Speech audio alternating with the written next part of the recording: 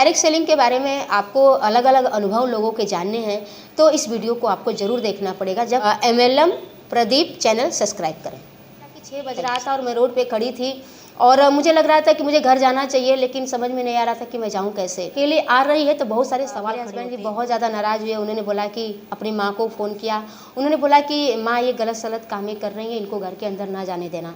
और फिर मेरे पिताजी का फ़ोन आता है। वो बोलते हैं कि सब कुछ बर्बाद करके आप डायरेक्ट सेलिंग मेरे साथ ज्वाइन कर गए और वहाँ पे एक बहुत बड़ी टीम खड़ी हो गई मायके में। अच्छा। और मायके में टीम खड़ी हुई, लेकिन फिर वो टीम को टूटते इस बिजनेस के अंदर आए तो वो काम मेरे लिए चुटकी बजा के हो गया। मतलब वो मेरे लिए काम रह ही नहीं गया। मतलब 8 बजे तक 7 बजे, मैं चाहूँ तो उसे 7 बजे तक कंप्लीट कर लेती हूँ, मैं चाहूँ तो 6 बजे। ऐसा लगता था कि मैं दुनिया का बहुत बड़ा बेकार काम करने जा रही हूँ और सबके सब मेरे खिलाफ थे। कोई मेरे से बात नहीं करता था और नहीं तो उस पर से तानाकसी होती। नॉलेज ले और उस नॉलेज को, जैसे यूट्यूब पे जितने भी डायरेक्ट सेलिंग के सक्सेस लोग हैं उनकी बातें जब सुनेंगे तो वो हमारे ही तरह आम व्यक्ति थे जो अपनी ज़िंदगी को जीरो से। अपनी गाड़ी क्रेटा 10 लाख की जो है वो मैं ले रही हूँ और दूसरे नंबर पे मैं अपना घर 2000 बनारस में ले लूंगी सर। अच्छा, बनारस 2028 तक। 2028। Hello friends, good morning. I am Pradeep Mora. Direct selling में बहुत ही जबरदस्त लीडर जिससे आज हमारी मुलाकात हुई है, बात होगी दोस्तों।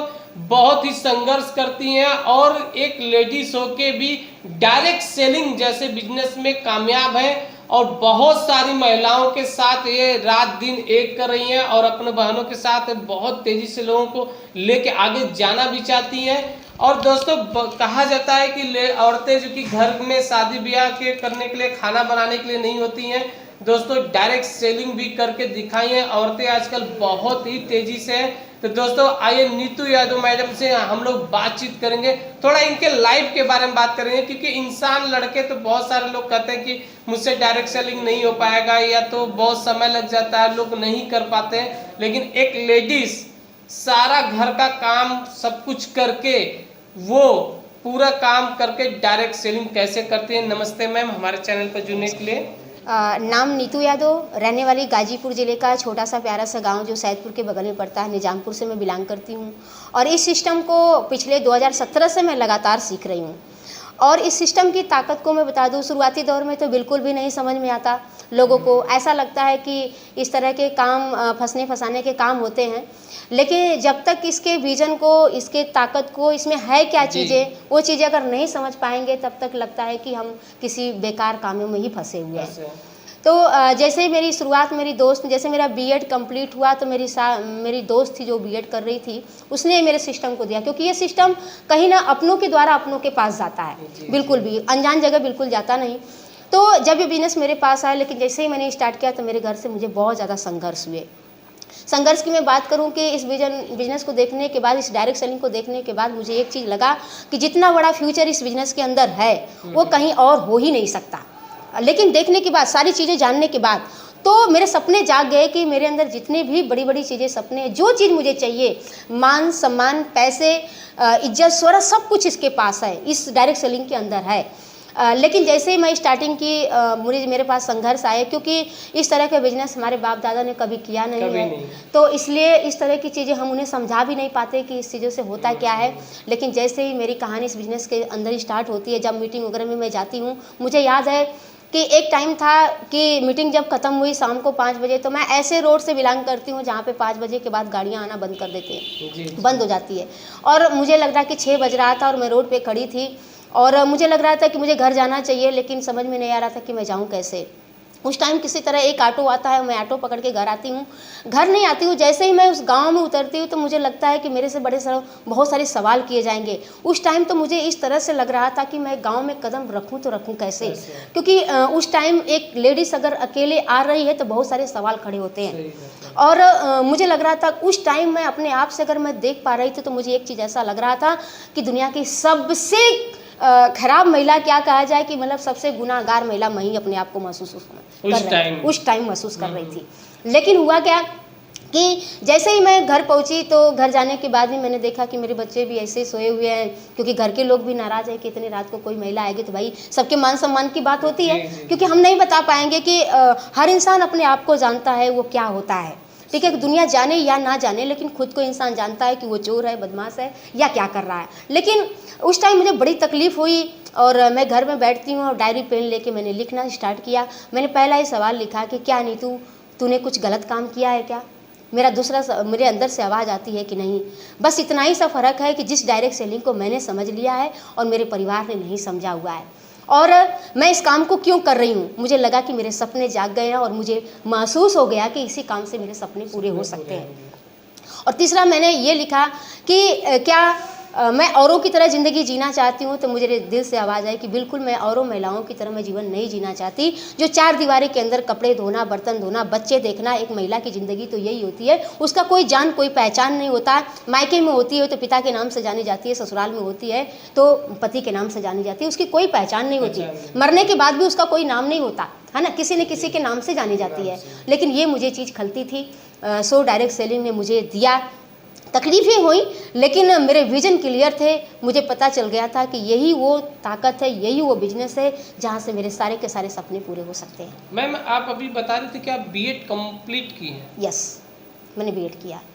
तो बीएड मैम, जो बीएड किया होता तो माँ बाप का सपना होगा कि आप टीचर बने, ऐसा भी सपना था? हाँ, बिल्कुल भी। अगर उन्होंने मेरे को पैसे लगा के पढ़ा रहे थे, क्योंकि लाखों रुपये उसमें लगे हुए हैं, तो सबका सपना होता है कि मेरी बेटी मतलब टीचर बने। यहाँ तक कि ससुर जी ने मेरे पैसे लगाए थे पढ़ाने के लिए। अच्छा। तो जाहिर सी बात है कि नाराज़ तो होंगे ना कि इतना अच्छा एजुकेशन दिलाया और काम कौन सा कर रही हैं। तो मैम ये बता रहे थे कि बीएड करने के बाद आपने फॉर्म भरा था कि नहीं भरा था? तब तक ये बिजनेस मुझे मिल गया। अच्छा, मतलब कि फॉर्म भरने से पहले ये बिजनेस मिल गया? बिजनेस मुझे मिल गया। तो परिवार वाले फायर हो गए होंगे? हाँ, बिल्कुल भी। और मुझे जब ये चीज़ें देखिए, डायरेक्ट सेलिंग तुरंत बिल्कुल नहीं समझ में आता है। जी। बस मैंने इसका अध्ययन किया। बड़ी अच्छी चीज़ इसके अंदर ये होती है, जिस डायरेक्ट सेलिंग में मैं काम करती हूँ, पहले वहाँ एजुकेशन बताया जाता है। एजुकेशन मतलब किसी चीज़ को आप जानिए कि है कैसा। तो मुझे जानने का जब रास्ता बताया गया, तो जिनको बातें करने नहीं आता, जो पैर से लंगड़े हैं, जो पढ़े लिखे कम है, वो लोग बहुत टॉप क्लास के इनकम इस बिजनेस से लाखों रुपए की इनकम ले रहे थे। तो मुझे लगा कि फिर मैं क्यों नहीं ले सकती। मतलब जिस डायरेक्ट सेलिंग में आपने प्लान देखा, इसको समझा, वहाँ लाखों लोग जो कि लाखों लाखों रुपये से ऊपर कमा रहे थे लोग। बिल्कुल, बिल्कुल। तो आपने सोचा कि जो पढ़ाई में किया हूँ, पढ़ाई को छोड़ के इस डायरेक्ट सेलिंग में जाए। तो मैम ये कहना चाह रहे थे कि ये डायरेक्ट सेलिंग मतलब शादी के बाद मिला था कि शादी के पहले?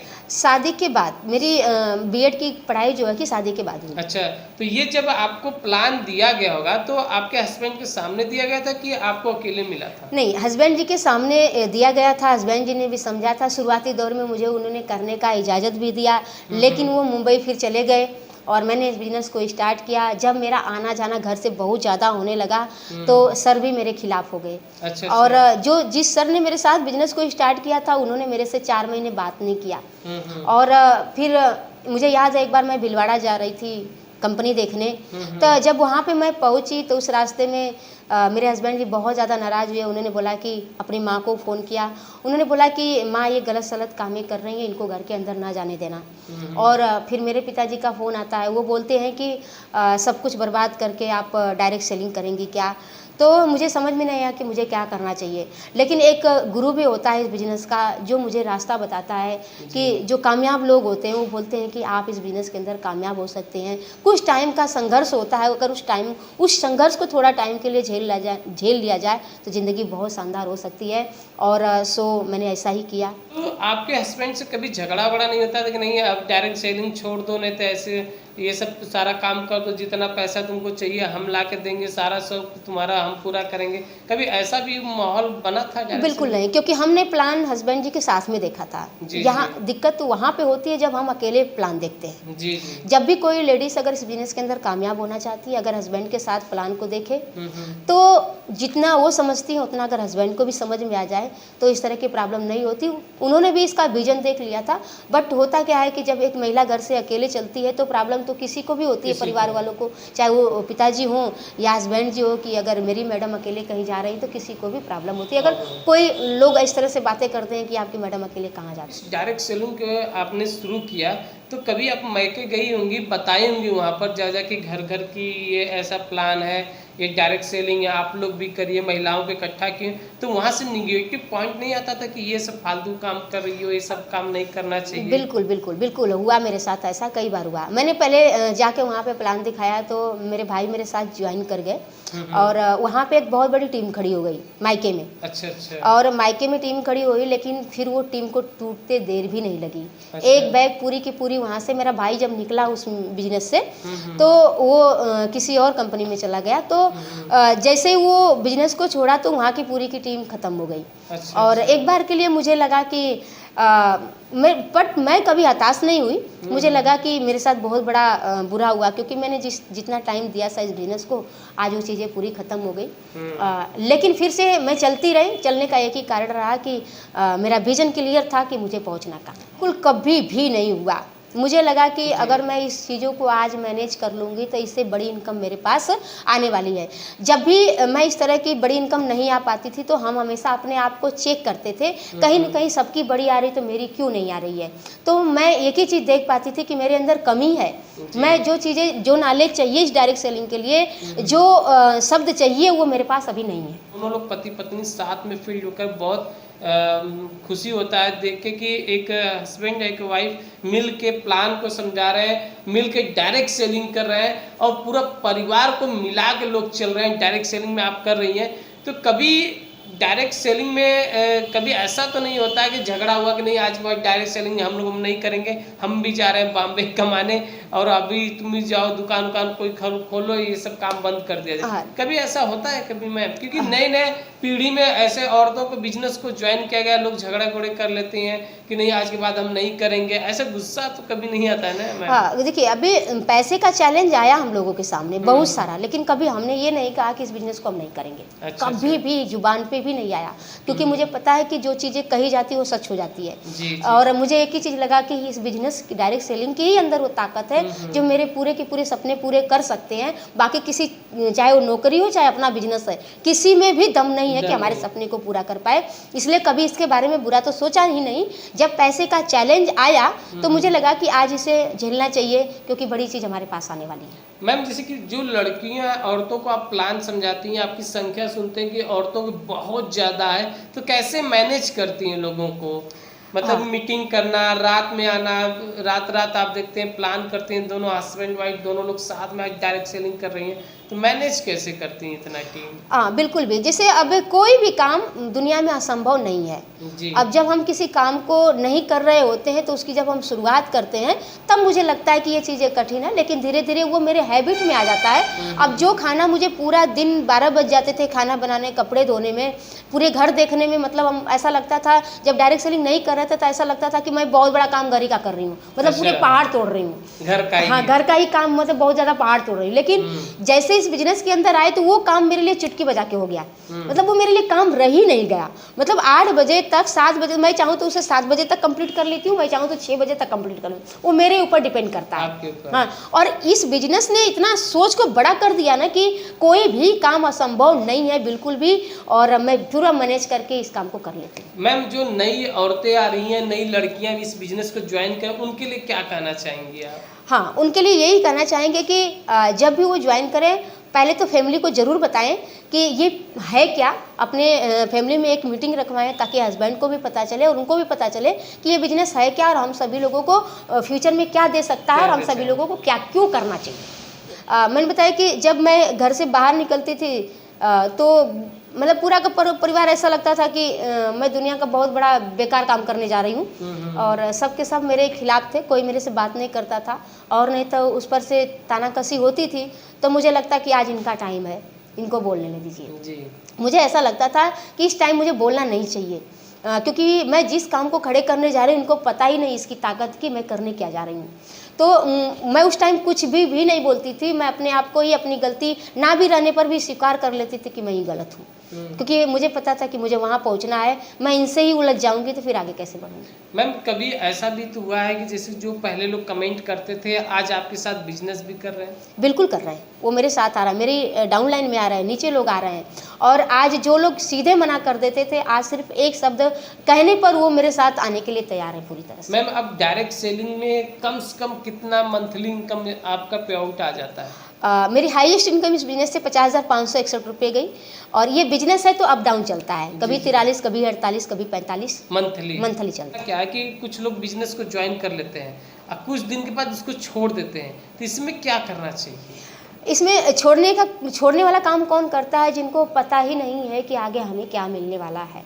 डायरेक्ट तो सेलिंग पता करें पहले किसी चीज़ का नॉलेज लें, और उस नॉलेज को, जैसे यूट्यूब पे जितने भी डायरेक्ट सेलिंग के सक्सेस लोग हैं उनकी बातें जब सुनेंगे तो वो हमारे ही तरह आम व्यक्ति थे जो अपनी ज़िंदगी को जीरो से हीरो तक लेके गए हैं। जब हमें पता हो जाता, हम उस काम को बहुत शिद्दत के साथ करते हैं जिस काम के बारे में हमें पता हो जाता है कि हमें आगे मिलने वाला क्या है। अगला सपना क्या है आपका? इस डायरेक्ट सेलिंग में सपना क्या है आपका? मैंने सपने लिख के रखे हुए हैं सर। कुछ बता सकती हैं? हाँ बिल्कुल मैं बता सकती हूँ। अभी मैं ये 23 चल रहा है, 2024 20 अप्रैल को मैं अपनी गाड़ी क्रेटा 10 लाख की जो है वो मैं ले रही हूँ। और दूसरे नंबर पे मैं अपना घर 2000 बनारस में ले लूँगी सर। अच्छा, बनारस 2028 तक। 2028 यस बनारस में। मैम आपकी टीम में भी कुछ लोग ऐसे लीडर्स हैं जो इनकम अच्छा खासा करते हैं? हाँ बिल्कुल भी लेते हैं। जैसे टीचर होते हुए, प्राइमरी के टीचर होते हुए सुनील सर हैं, स्कूल में पढ़ाते हुए राजेश सर हैं, और बाकी आपके डॉक्टर हैं हमारे डॉक्टर साहब जालूपुर से, प्यारे सर, अनुपम जी, ये बहुत सारे ऐसे लीडर हैं। लेडीज़ में देखिए साफिया मैडम, फातिमा मैडम है, और पुष्पा मैडम, रीना मैडम, ये सारे लोग बहुत शिद्दत के साथ बहुत तेज़ी से काम कर रहे हैं। और मास्टर में सतीश सर भी हैं। डायरेक्ट सेलिंग के बारे में आपको अलग अलग अनुभव लोगों के जानने हैं तो इस वीडियो को आपको ज़रूर देखना पड़ेगा, जब कभी फेल ना हो पाए, इसलिए इस वीडियो को आप ज़रूर देखें। MLM प्रदीप चैनल सब्सक्राइब करें। Thank you sir. धन्यवाद।